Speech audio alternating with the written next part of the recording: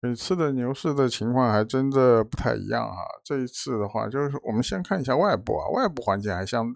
就是美国股市末段哈，然后就是这次的话，美元可能是贬值的阶段哈。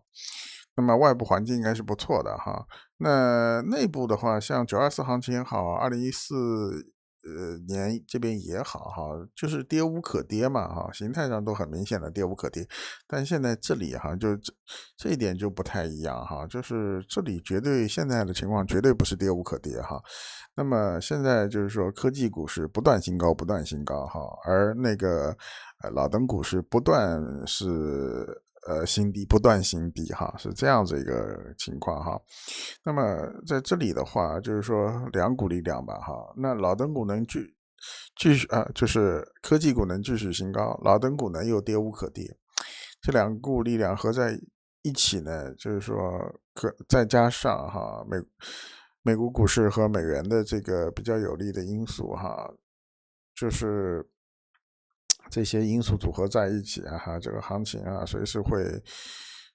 会就是爆发出来哈。然后整个时间上的话，可能也不会太久了哈，3到6个月顶多了哈，是因为末段的话，美国股市末段也不会给予太长时间的，所以在这里哈，整个行情就是